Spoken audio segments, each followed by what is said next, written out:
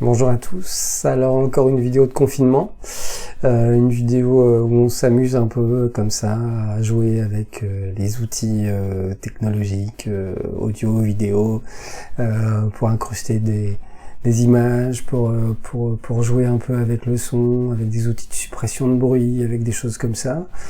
Aussi ça peut, au-delà de la distraction, etc., ça peut être aussi des façons de proposer notamment quelque chose dont on a besoin en ce moment, c'est de la visioconférence un petit peu différente, hein.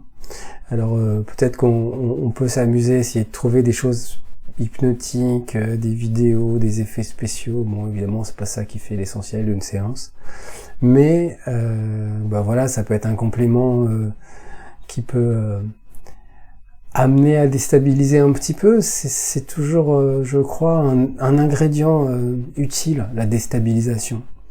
Quelque chose qui attire l'attention, au moins ça, qui décale d'un état ordinaire.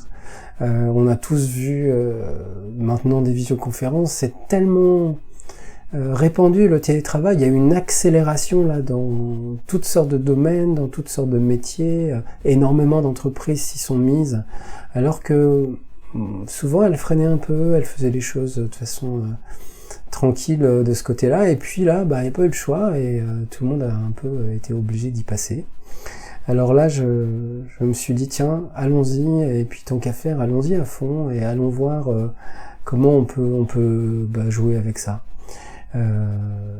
C'est vrai que on fait des choses très bien avec très peu de moyens aussi, que j'ai remarqué que même parfois sur certaines séances avec une qualité plutôt compliquée du côté des destinataires, hein, je voyais des gens vraiment, je les percevais à peine dans l'image, tellement était pixelisé, tellement c'était compliqué de travailler comme ça. Enfin, c'est ce que je pensais au départ, et puis finalement, quand le son est là, je trouve que avec la voix, avec le son, avec ne serait-ce que quelques indications visuelles, il n'en a pas besoin de tant que ça. J'ai l'impression qu'on capte beaucoup d'informations non verbales, globales.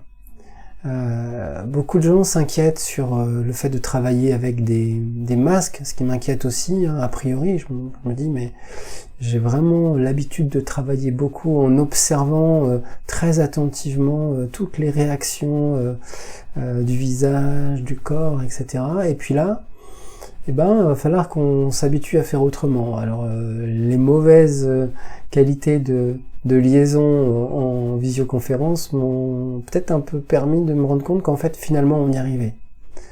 Que quelque chose est vraiment très performant en nous pour percevoir avec très peu d'informations qu'il se passe quelque chose dans l'expérience subjective de l'autre, et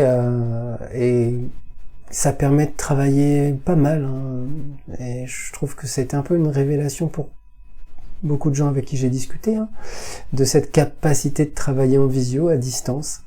On est sur de l'humain, on est sur du contact, de la présence, et évidemment moi aussi je préfère voir les gens, je préfère travailler directement comme ça avec tous les sens qui fonctionnent au maximum, mais je les trouve tellement performants nos sens, en fait, à un niveau tellement profond et inconscient, que finalement il est assez surprenant de se rendre compte qu'avec très peu d'informations, le cerveau certainement doit reconstituer, inférer, déduire toutes sortes de choses avec lesquelles on finit par travailler inconsciemment, et ça produit des belles séances, voilà. Alors, il n'empêche qu'on peut quand même s'amuser avec tous ces outils pour en faire autre chose, pour peut-être défricher des nouvelles façons de pratiquer, de faire, plus intéressantes, amusantes, voilà. Donc, comme on a un peu de temps, voilà, je m'amuse un peu à ça en ce moment. C'est tout pour aujourd'hui. Merci encore de m'avoir écouté. À bientôt.